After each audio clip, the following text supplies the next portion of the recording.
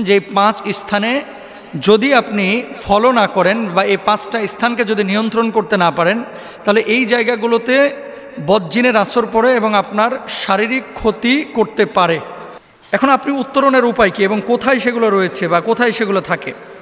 দেখেন, ঘরের এমন কিছু জায়গা রয়েছে যে জায়গাগুলোতে কেউ কোনো দিন শয় নাই, আপনি বিছানা করে রেখে দিয়েছেন এবং ঈদের পরের দিন শুয়েছেন, শোয়ার পরে 1 বছর আপনি ঢাকায় রয়েছেন, আগামী ঈদ পর্যন্ত বিছানাটাকে ওইভাবে আপনি রেখে দিয়েছেন। এইরকম বিছানা আপনারা রাখবেন না। 2 নম্বর, আলমিরার মধ্যে এমন কিছু কাপড় চোপড় আপনারা রাখেন যে কাপড় চোপড়গুলো আপনি খুলেন না সহজে। 5 মাস 6 মাস 7 মাস চলে যাচ্ছে, কিন্তু কাপড়গুলো আপনি খুলে একবার দেখেনও না, ফলো করেন না, তাকান না। যদি এরকমটা হয়ে থাকে তাহলে আপনাদেরকে অবশ্যই যে কাজটি করতে হবে, এই চাদরগুলো এবং এই ঘরগুলো যাতায়াত করতে হবে, ঝাড়াঝাড়ি করতে হবে এবং ব্যবহার করতে হবে। রাসূল সাল্লাল্লাহু আলাইহি ওয়াসাল্লাম কি বলছেন? পুরুষের জন্য 1খানা চাদর, তার স্ত্রীর জন্য 1খানা চাদর এবং 3য়টি অতিথির জন্য, আর 4থটি হচ্ছে শয়তানের জন্য। সহিহ মুসলিমের কিন্তু হাদিস। তার মানে কি, যদি চাদর থাকে, অব্যবহৃত যদি বিছানা ভাঁজ করা থাকে, নিয়মিত এই বিছানা এবং চাদরগুলো আপনারা ঝাড়বেন। যদি ঝাড়েন, শয়তানের ওয়াসওয়াসা এবং বদজিনের আসর থেকে আপনার বাচ্চা কাচ্চা ভালো থাকবে এবং আপনিও ভালো থাকবেন। এবার আসেন 2 নম্বর, আপনার বাড়ির সবচাইতে আদর্শ জায়গা বদজিন বা শয়তানের হচ্ছে আপনার বাথরুম।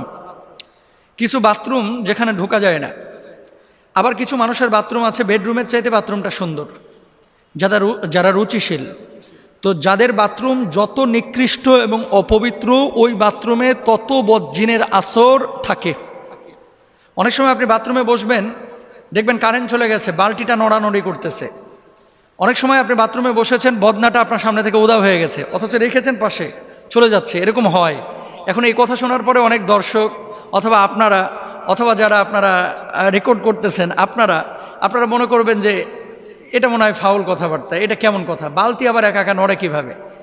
যখন আপনার সামনে ঘটবে তখন বলবেন যে আসলে এটা কিভাবে ঘটে। আর এখন তো সহজ, সিসি ক্যামেরায় কিন্তু এই ধরনের ভৌতিক বিষয়গুলোও দেখা যায়। অফিসে দেখবেন যে চেয়ার রাখা আছে, এই চেয়ারটা একা একা রাত্রিবেলায় ঘুরে বেড়াচ্ছে, এগুলো সিসি ক্যামেরায় দেখা যায় এবং ঘটেছেও এরকম অনেক ঘটনা। তো দেখেন, বাথরুমে যখন আপনি ঢুকবেন, বাথরুমে ঢোকার আগে আল্লাহুম্মা ইন্নী আউযু বিকা মিনাল খুবুসি ওয়াল খাবাইস দোয়া পড়ে নেবেন।